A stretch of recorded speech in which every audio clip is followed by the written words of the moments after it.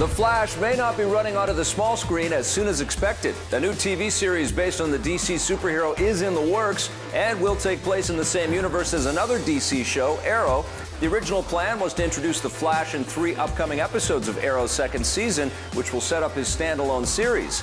Now, Deadline reports that The Flash won't be making an appearance in Arrow after all, at least not exactly. His alter ego Barry Allen is still slated to appear in 2 episodes, but he won't be taking on the mantle of The Flash until his own show premieres in fall 2014. That means fans will have to wait to get a look at the hero in all of his red and yellow awesomeness. The 2 episodes of Arrow that introduce plain old Barry Allen are scheduled to air early next month. And now for something completely different. The members of Monty Python are finally getting back together. The British comedy troupe behind the classic sketch series and countless films is expected to reunite for a live stage show. Just a flesh wound. This will be their first major collaboration in 30 years and will include all of the surviving members: John Cleese, Eric Idle, Terry Jones, Michael Palin, and Terry Gilliam. Expect more details soon. Oh, thank you. Thank you very much. You're going to have to wait a little longer to get back in touch with 2 of the best games in the Final Fantasy franchise. Square Enix has announced that the HD remake of Final Fantasy X and its sequel X2 will hit the PS3 on March 18th.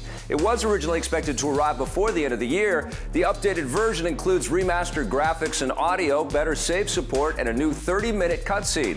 A handheld PlayStation Vita version is also in the works, but there's still no word on when that will arrive. If you want something new, the latest game in the Final Fantasy XIII storyline, Lando Returns, will shock gamers this February. The next-gen Final Fantasy XV is also in development. There's something very big going down in the town of Springfield, and what's easily one of the biggest deals in television history, FXX has picked up the exclusive cable and video-on-demand rights for The Simpsons. Talking basketball? Now I've heard everything. FXX won a bidding war for the long-running show with rival networks. The price? $750 million. The deal includes the first 24 seasons, clocking in at a massive 530 episodes. FXX will also get all future seasons of the show after they've had their first run on Fox. The Simpsons will begin rolling out on the network in August 2014.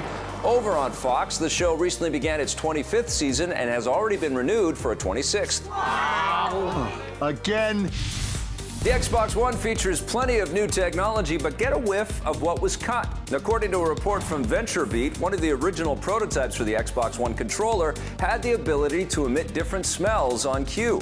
For example, games could give players the smell of flora as they're walking through the jungle, and I don't even want to think about what Dead Rising 3 would smell like. The controller also once featured a touchpad similar to the PS4 and Wii U controllers, but Microsoft decided against it. The Xbox One is in stores this weekend. If you're struggling to find one, extra units are being sent to Microsoft stores across North America. They'll be given out on a first-come, first-served basis. James Bond may finally get to face off against one of his old adversaries. A decades-old legal dispute over the rights to certain characters and elements in the 007 franchise has finally been resolved.